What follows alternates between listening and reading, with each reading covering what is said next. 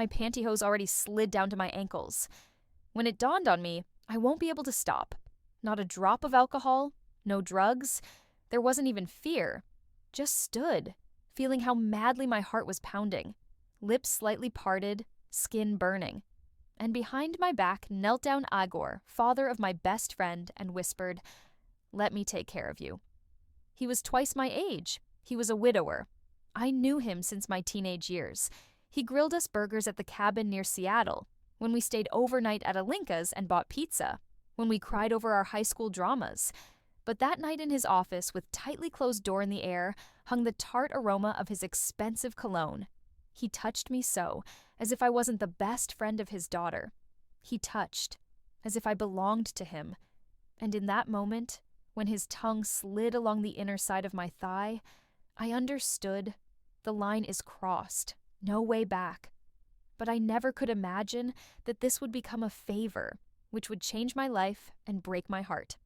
Before plunging into this tangled story, I want to thank everyone who subscribed to this channel. Your support means to me more than you think. And to all our new and old viewers who still haven't clicked that subscribe button, what are you waiting for? This click is energy, which feeds this space and supports the flow of stories. Your likes, reposts, comments are very important, so don't hesitate to share your opinion in the comments section below. Let's build this community together. And now, let's return to how I ended up half undressed in the house of a man who, as I thought, would never betray my own friend. My name is Katya. I was 23 when this happened. I dropped out of studies at the medical college in Milwaukee, couldn't pay for tuition, and the constant pressure, the need to pretend that everything is under control, became unbearable. I worked double shifts in a diner by the highway I-90 in evenings, free from wiping sticky tables, spent at my best friend Alinka's. Alinka was the complete opposite of my insecurity. Bold, carefree, and rich. Her dad Igor owned a chain of car dealerships and a house on the lake near Denver, where we escaped in senior years. Igor was from those men who wear suits like armor, with soft voice, silver temples, and piercing dark eyes, which seem to see you through and through. He was quiet, but always observant. After Alinka's mom died from cancer, Igor changed, became softer, like broken, but never weak. In him there was something that attracted, even when he was silent. I remember how he first offered help. I sat on the porch, bursting into tears because of the notice from the landlady. Alinka was inside, in headphones at full volume. Igor came out with a bottle of beer, saw my face, and sat nearby. "You're drowning, Katie," he said. "Let me throw you a lifeline." He paid my rent for that month, then for the next, gifted me a used car from one of his dealerships, then helped get a better job as administrator in his office.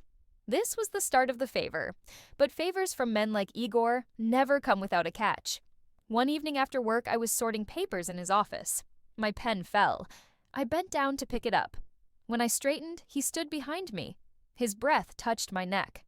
"You're beautiful, Katya," he whispered. I froze. This was the first time he said something like that. I glanced over the shoulder, and his hand was already on my waist. I should have said something, should have pulled away. Instead, I leaned back, let it happen, let him undress me, let him touch me there, where for years I let no one in and let myself feel this. Damn, how good it was. That night, when he kissed the inner side of my thighs, erasing every inch of my shame, I knew that between us something changed. But I also felt that something dark, dangerous is approaching that will make me doubt, did I ever have control? How I wish to tell you that this was the only time that night of weakness quietly ended with shame, and I left unharmed. But the truth is that I returned to his arms again and again. The next morning, Igor sent a message. "Come to the cabin. Just us. No questions, no apologies, just an order." And I followed him, like hypnotized. At the side entrance keys were waiting for me, a room with clean white bed linen, a robe that fit me perfectly. And when he touched me again, this time in daylight, it felt even more dangerous. What started as a stolen night turned into weekend trips. He sent me money, paid for my tuition, bought me new clothes, shoes, perfume. He gave me a life I couldn't afford, and I gave him every little piece of my body. Alinka suspected nothing. She thought her dad was just helping me get on my feet. She even joked that I'd become like a second daughter to him. If only she knew that her dad had learned the taste of my skin. At first, the secret made everything thrilling. Risk, lies, guilt. I used it all like perfume. Igor said I was special, that I brought him back to life after his wife's death, that with me he felt like a man, not just a grieving dad. I believed him, wanted to believe, but gradually he started changing, became possessive and controlling, wanted to know who I was texting, where I was going. He no longer liked when I was around Alinka. "Keep your distance," he said one night, stroking my hair in bed. "She asks too many questions." I smirked, thinking he was paranoid, but then Alinka asked why I stopped coming to their girls' nights. She said, "You're acting weird, Katie, like you're hiding something. Are you seeing someone?"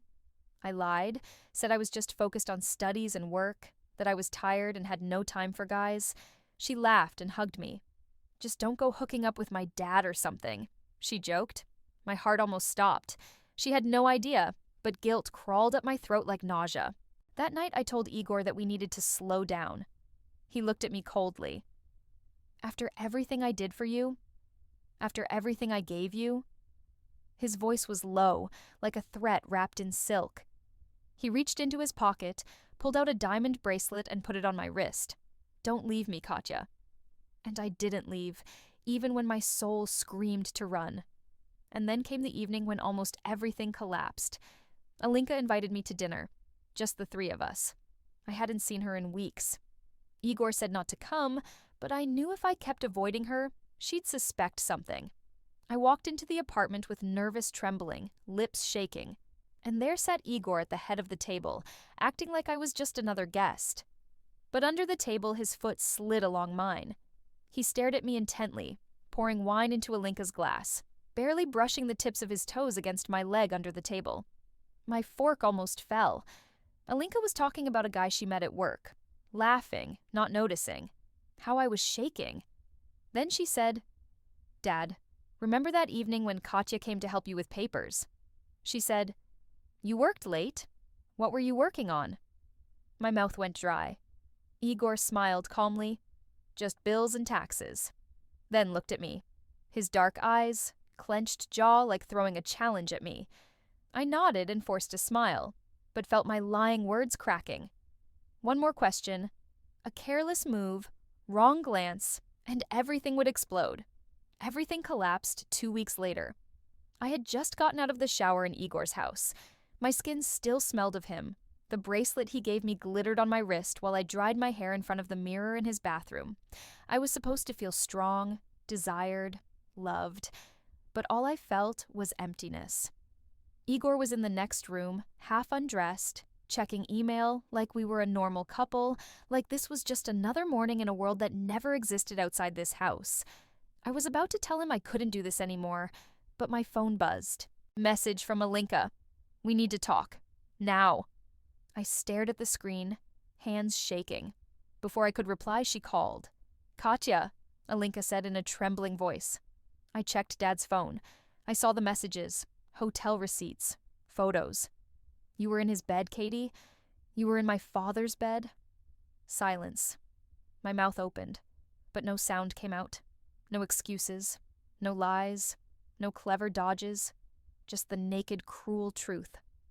"I trusted you," she whispered.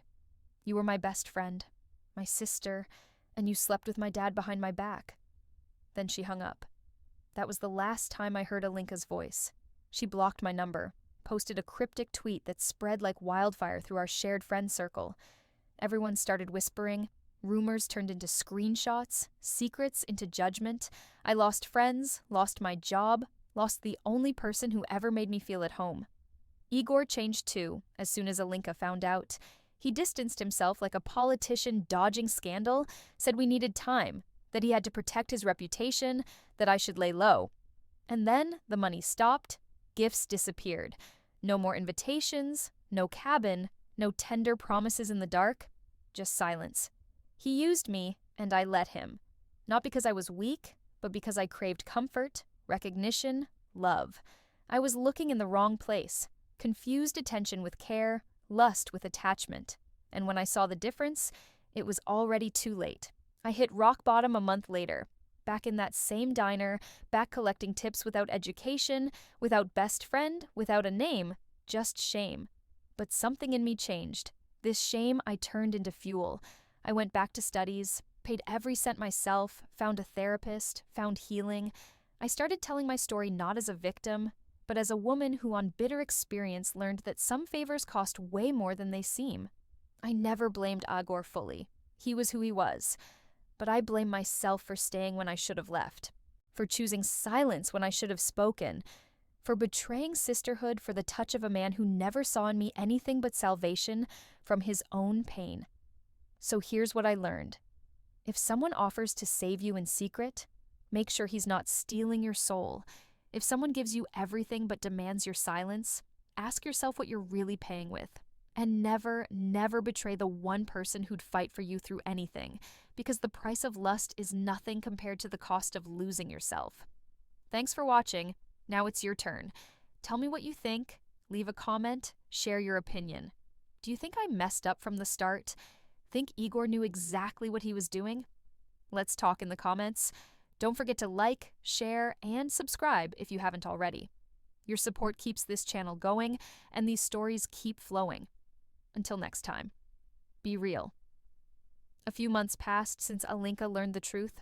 A few months of silence, dropped calls, and the feeling like I'd been stripped naked for the world to see. I tried reaching her, wrote long messages full of regret and desperation, but in response, just silence. My former friends, the ones we once shared secrets with under starry skies at that very lake cabin, now avoided me, throwing contemptuous glances. Work at the diner became hell. Whispers behind my back, smirks, the sticky judgment soaked into my apron along with the smell of cheap oil. Igor. He vanished from my life as suddenly as he'd appeared in that fatal role. No calls, no messages, just cold indifference, like I was a fleeting fling you could simply erase from memory. Sometimes I spotted his car in the city, his old black SUV, and my heart painfully clenched. Not from love, probably, but from the bitter realization of how easily I'd been discarded. I tried piecing my life back together, returned to studies at the medical college in Milwaukee. Now I rented a tiny room on the outskirts, scrimped on everything, but felt some strange stubbornness inside, like I wanted to prove to myself I could climb out of this pit. One evening after a grueling shift at the hospital, where I moonlighted as an orderly, I stopped at a cheap corner store to buy bread. In line stood a woman in an elegant coat, exuding expensive French perfume. Something in her confident posture, in how she casually held her leather handbag, reminded me, no, not Alinka. More like that other life I glimpsed beside Igor. A life full of possibilities, beauty, and carefreeness. The moment lasted only an instant. The woman paid and left, and I stayed standing with a bag of stale bread in my hands, feeling even more tired and worthless. That same evening, a weird message came to Telegram from an unknown number. Just a link. Curiosity beat caution, and I clicked it. It opened some private online club. Interface done in dark tones, with dim lighting like in an upscale nightclub. Users hid behind nicknames and avatars. In the chat, they discussed unusual things, mostly preferences in clothing, accessories. Someone admired the shine of patent leather, someone the rustle of silk, someone the high stiletto heel. At first, I just watched, trying to figure out what was going on. Then someone mentioned a stocking fetish. I remembered those very pantyhose slid down to my ankles in Igor's office. Something stirred inside. Not shame, more like curiosity. I made myself a nickname, Siren, and shyly wrote in the chat, "Does anyone like the smell of new leather gloves?" A reply came almost instantly from a user nicknamed Maestro. Hell yes, that tart, thrilling aroma, especially paired with the delicate skin of women's hands. We got talking. Maestro turned out to be an interesting conversationalist, with refined taste and some mesmerizing manner of communication. He asked about my preferences, about what excites me. For the first time in a long while, I felt like someone was genuinely interested in my opinion. One day he asked, "What outfit do you consider the most seductive?" I thought about it. In my head popped up that burgundy dress that Igor once gifted me. Silky, form-fitting, with thin little straps. I never felt so desired in it. "Probably a silk dress," I wrote. It's like second skin. And the scent of someone else's perfume accidentally left on it can tell a whole story. Maestro replied with a meaningful ellipsis, then sent a private message. You're very observant, Siren. Our virtual chats were getting more and more frank. He told about his passions, about what excites him. I shared my thoughts and feelings, those I was afraid to say out loud. In this anonymous space, I felt free. One day Maestro suggested meeting. My heart beat faster, fear mixed with excitement. Who is hiding behind this nickname? What will he turn out to be in real life? I refused. For now, I needed more time to understand what I really want, to sort myself out after everything that happened, but the seed of curiosity was planted, and the smell of someone else's perfume on silk now seemed not just a memory, but something alluring, unexplored. One evening, scrolling through the club's feed, I stumbled upon a photo. Someone's hands in thin leather gloves, carefully unbuttoning buttons on a burgundy silk dress. The angle was such that the face wasn't visible, but something in those hands seemed painfully familiar to me. My breath caught. I stared at this photo, trying to make out every detail. No way! At the same moment, a private message came from Maestro. Do you like it, Siren? Under the photo was a caption, Memory of Seattle Spring. My heart skipped a beat. Seattle, burgundy dress, leather gloves. I feverishly typed a reply. Who is this? The reply didn't come right away. Minutes dragged like hours. Finally, a short message appeared on the screen from Maestro. The one who remembers the smell of your perfume on his silk? The world around me swam. It couldn't be him. Not after everything. But this description, this mention of Seattle, I felt an icy chill run down my spine. Could Igor have been somewhere nearby all this time, watching me from the shadows, playing his own twisted game? Suddenly, someone knocked on the door of my tiny room. Sharply, insistently. I froze, afraid to move. Who could it be? Late evening after everything that happened. My heart was pounding so hard, it seemed about to jump out of my chest. I slowly approached the door and peeked through the peephole. On the threshold stood Igor. In his hands was a bouquet of my favorite white roses. On his face there was no that smile, just some strange, unreadable expression. Katya, he said quietly through the door. We need to talk. My body was gripped by icy horror. Igor on the doorstep of my rundown little room in Milwaukee. It seemed absurd, impossible after everything, after his cold silence. Why is he here? I silently looked at him through the peephole, feeling my hands shake. White roses. He remembered my favorite flowers. This gesture was both touching and frightening. Katya, please, he repeated. His voice sounded muffled, with some unfamiliar plea. I slowly opened the door. He stood in the dim stairwell light, tall and stately despite the fatigue readable in the lines around his eyes. In his hands he held the bouquet, and his gaze was guilty. What are you doing here, Igor? My voice sounded harsher than I expected. He held out the flowers to me. I wanted to talk. I didn't take the bouquet. We have nothing to talk about. Katya, please, give me a chance to explain. He took a step forward, and the smell of his cologne, that very one from his office, touched me, causing a strange mix of nostalgia and disgust. I stepped back. Explain what? How you betrayed me? How you betrayed Alinka? Pain flashed in his eyes. I know I caused you pain, both of you, and I regret it every day. His words sounded sincere, but I couldn't just believe. Too much lies between us. Why did you come? I asked again, trying to stay calm. I missed you, he admitted quietly, and this short answer pierced me harder than any reproaches. Missed me. After everything I let him in. The room was tiny, almost entirely taken by my bed and an old desk. Igor looked out of place here, like an expensive painting in a cheap frame. He looked around, and I saw a fleeting shadow of pity in his eyes. That angered me. Don't look at me like that, I said sharply. I'm coping. I know you're strong, Katya, always were. He put the roses on my desk. Their gentle aroma filled the room. We were silent for a long time. Finally, Igor broke the silence. I saw you in that online club.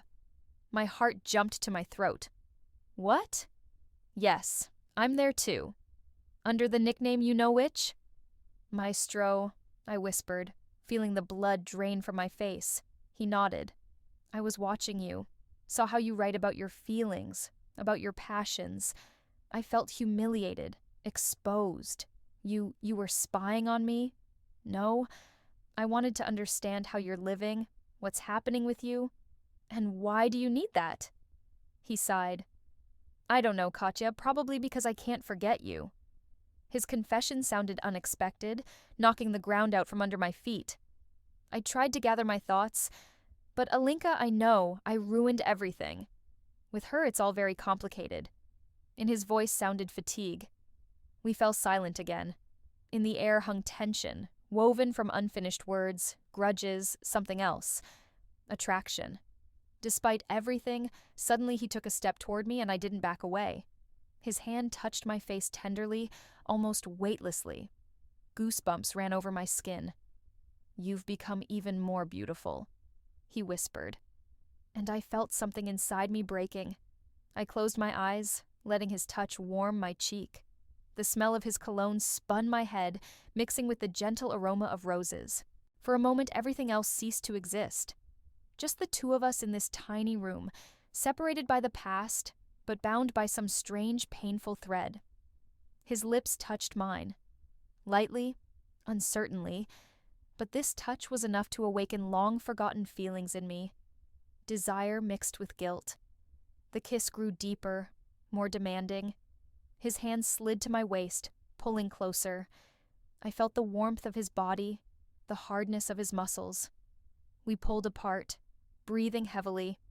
In his eyes burned fire. In mine reflected confusion. I don't know what we're doing, I whispered. I know only one thing, he replied. His voice was hoarse. I can't without you. He kissed me again, and this time I responded, forgetting everything. About Alinka, about the pain, about the shame. For a moment we were again who we once were in his office, in a world where only our forbidden desires existed. But in the middle of this kiss, through the haze of enchantment, I suddenly felt something strange. His hand slid lower down my back and stopped at my lower back. I felt something hard, hidden under his jacket. My heart pounded anxiously again. What is that? I pulled away and looked into his eyes. What do you have there? I asked, nodding at his lower back. He hesitated for a moment, then slowly pulled handcuffs from under his jacket. I know you like this, he whispered with some strange, painful smirk. My mouth opened in amazement. Handcuffs. How does he know about my secret fantasies? In my head immediately popped up the photo from the online club, hands in leather gloves unbuttoning the burgundy silk dress. Maestro knew, Maestro was watching, and suddenly everything fell into place. His unexpected arrival, his words about missing me, his knowledge of my preferences. I felt not excitement, but icy horror. This no longer seemed coincidental. It was planned. You star, I began, but couldn't finish. A mix of fear and disgust choked me. Igor took a step forward, and in his eyes I saw tenderness mixed with something obsessive. Isn't this what you wanted, Katya? He whispered, raising the handcuffs. At that moment, someone knocked on the door again. This time loudly, insistently, almost with fury. We both flinched and looked at the door. Who could it be? Igor darkened, not expecting guests. I felt a weak glimpse. Maybe. The door flew open, and on the threshold stood Alinka. Her face was twisted with anger and tears. In her hands she held my phone. "Here's what you sent me," she shouted, throwing the phone on the floor. The screen shattered. She looked at me, then at Igor, then at me again. In her eyes was so much pain and hatred that it seemed she was ready to kill us both. You two," she whispered, and her voice broke. Igor tried to say something, but Alinka interrupted him. Don't you dare say anything." She took a step into the room, and her gaze fell on the handcuffs in her father's hand. Her facial expression changed. Anger gave way to horror, then to some strange, painful understanding. "What is this?" she asked quietly. Her voice trembled. Igor was silent, eyes down. Alinka shifted her gaze to me. In her eyes there was no longer hatred, only deep, all-consuming sadness. "You too," she whispered. And at that moment I understood that all three of us were trapped in a web of lies, betrayal, and forbidden desires, from which there seemed no way out. The silence that hung in the room after Alinka's question seemed deafening. I couldn't take my eyes off her face, distorted by pain. Igor was silent, like a child caught red-handed, and the handcuffs in his hand now looked not like an intimate detail, but like a sinister accusation. Alinka slowly shifted her gaze from the handcuffs to me. In her eyes splashed so much disappointment that I wanted to fall through the earth. "You too? You liked this too?" Her voice trembled. Every word caused her physical pain. I couldn't lie. Not now, when everything had already collapsed. There was a time," I whispered, eyes down. Alinka recoiled as if I'd hit her. "My God, you two!" She shook her head, not believing what was happening. My father and my best friend. Tears welled up in her eyes again, but this time there was no hysteria in them, only deep, silent grief. She looked so fragile and broken that my heart clenched with guilt. Igor finally broke the silence. "Alina, this isn't what you think." Alinka turned sharply to him. "No? Then what? You came to her pathetic room with flowers and handcuffs? You were stalking her in some perverted online club? Explain to me, Dad. Explain how you could do this to me, to both of us." Her scream was full of despair. Igor looked confused, not knowing what to answer. I took a step forward, trying to somehow smooth the situation. "Alinka, listen." But she raised her hand, stopping me. "Don't touch me. Don't talk to me." Her gaze was full of such hatred as I had never seen before. She looked at her father again. "And you? I thought after Mom's death we got closer. I thought you were my protector. And you?" She faltered, unable to find words. "You're just disgusting." With those words, she turned and ran out of the room, slamming the door so hard the windows rattled. Igor and I stayed standing in the middle of my rundown room, stunned by her departure. Silence reigned again, but now it was heavy, oppressive. Igor lowered the handcuffs. His face was ashen. "I ruined everything," he muttered. I was silent. What could I say? He really ruined everything, destroyed the friendship, broke his daughter's heart, trampled my feelings into the dirt. He looked at me. In his eyes was despair. "Katya, you understand?" "No, Igor," I answered firmly. "I don't understand anything. How could you?" He tried to approach me, but I backed away. The pain that I had suppressed for so long finally broke free. "You said you cared about me. You said I was special. And in the end, you just used me. You lied to me. You lied to Alinka. You destroyed everything." Tears poured from my eyes.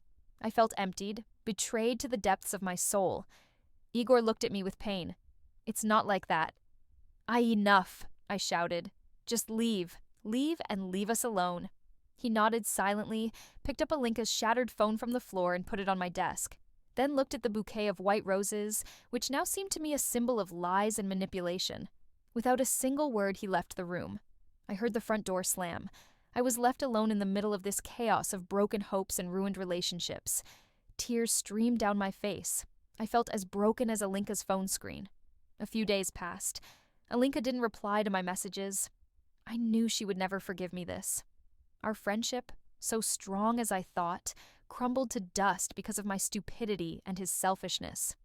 Igor disappeared too. No calls, no attempts to talk, like none of this ever happened. I felt absolutely alone. Returned to my old life, but now it seemed even emptier and more meaningless. Work, studies, rented room. All this lost any meaning without Alinka. One evening, scrolling through the feed of that very online club, I saw a new message from Maestro. Just an ellipsis.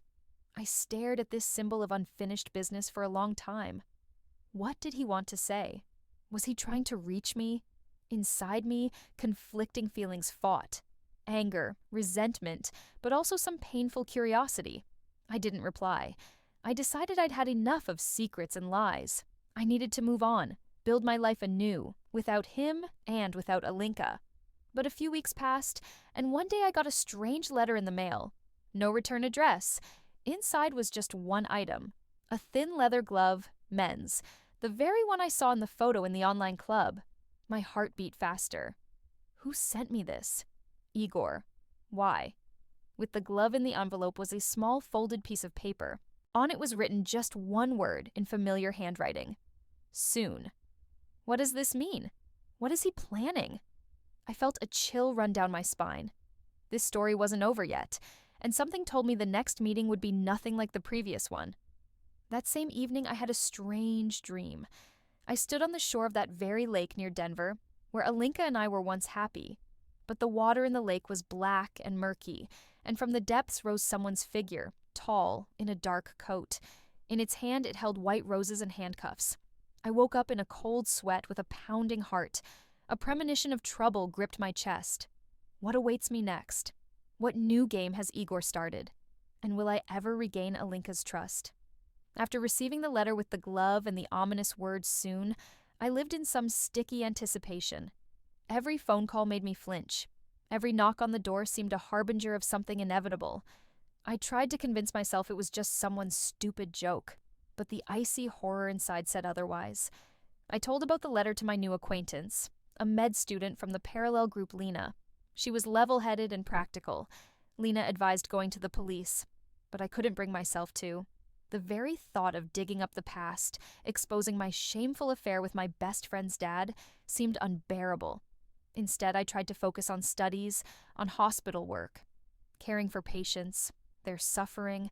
All this distracted from my own torments for a while. But in the evenings, returning to my lonely room, I sank into anxious thoughts again. About a week passed after getting the letter. One evening, coming home after a night shift, I noticed a strange car parked not far from my building. A dark SUV similar to the one Igor owned. My heart pounded wildly. I quickened my pace, trying not to look in its direction. When I was almost at the entrance, the car window rolled down. "Katya," came the familiar voice. It was him, Igor. I stopped, feeling a wave of anger and fear rise inside. "What do you want?" I asked sharply. He got out of the car. In the street lamp light, his face looked tired and drawn. "I wanted to talk. We have nothing to talk about." I repeated his own words. "Please, Katya, just a few minutes." In his voice sounded some desperate note. I hesitated. Part of me wanted to just turn and leave, but curiosity and some painful attraction to this man still lived in me. I nodded. "Speak." He came closer. In his hand, I noticed a small velvet case. "I know I caused you pain. Both of you," he started. "I can't fix this, but I wanted to give you something." He opened the case. Inside lay an elegant silver bracelet with a small pendant in the shape of a little key. This is from my house on the lake," he explained. "I wanted you to have a symbol of that time." Despite everything, I silently looked at the bracelet. Symbol of what? Betrayal, lies, broken friendship. "I don't need this," I said, feeling bitterness rise inside. He didn't insist, closed the case and hid it back in his pocket. "I know Alinka will never forgive me," he said quietly. "I deserve it." We fell silent again. In the air hung tension. I felt he wanted to say something more but didn't dare. Finally he sighed. "I'm leaving." Leaving? I was surprised. Where? Far away. I need to be alone. Sort everything out. I didn't know what I felt. Relief. Sadness. Indifference. "Good," I said. He looked at me with a long, farewell gaze. In his eyes I saw remorse and something else. Something dark and disturbing. "Take care of yourself, Katya," he whispered and turned to leave. He was almost at the car when he suddenly stopped. Slowly turned around. In his hand were the handcuffs again. "I never understood. Did you really like it?" His voice sounded almost like a plea. I was silent, didn't know what to answer. Yes, there was a time when forbidden closeness with him seemed thrilling, exciting, but now it caused only shame and disgust. "It was a mistake," I finally said. "All of it was a mistake." He nodded, His face darkened, turned away again, and got in the car. The SUV pulled away and quickly disappeared from view. I stayed standing on the sidewalk, feeling emptied. He left. Alinka hates me. I'm alone again. But a strange premonition didn't leave me. Something in his farewell gaze in that last question about the handcuffs seemed wrong. Back in my room, I absent-mindedly took Alinka's broken phone lying on the table. The screen was covered in cracks, but still worked. Out of curiosity, I tried to turn it on. The gallery loaded. Among random photos, I suddenly saw one. It was taken, obviously, secretly. It showed Igor. He sat at his desk in the office, but that's not what caught attention. On his wrist, I clearly saw the same silver bracelet with a key, like the one he tried to give me. My heart skipped a beat. What does this mean? Why does he have the same bracelet? I started scrolling other photos and found a few more. On some of them, Igor was not alone. Next to him were other girls, young. Some of them resembled me somehow. And on each of their wrists was the same silver bracelet with a key.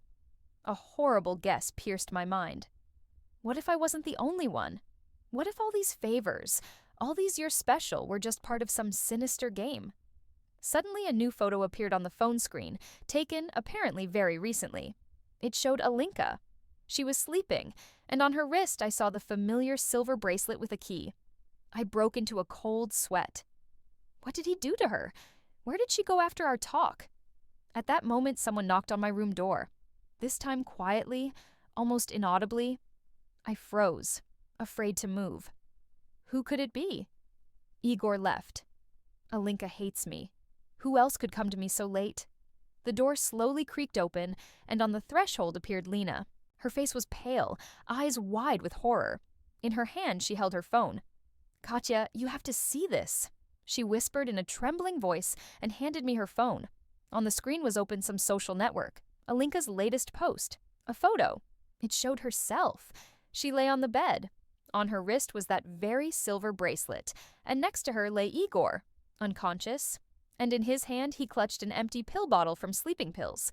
Under the photo was a caption, "Now we'll be together forever." My scream stuck in my throat. What happened? What did Alinka do? Lena grabbed my hand. "We have to call the police. Immediately." But I couldn't move. Before my eyes stood this horrible photo. Alinka Igor. The bracelet. And suddenly I remembered his last question. "Did you really like it?" Now I understood. It wasn't a question. It was a confession. He knew. He knew I was part of his collection too. And now, perhaps, Alinka decided to end it once and for all. But what happened to her? Was she safe, or did this creepy caption "forever together" mean something much more terrifying? At that moment, I noticed something else in Alinka's photo. On the nightstand next to the bed lay a small velvet case, the same as the one Igor showed me the bracelet in. But this one was open, and inside I saw another silver bracelet with a key. But this key looked different. It was broken. What did this mean? What secret does this broken key hide? And what awaits us all next?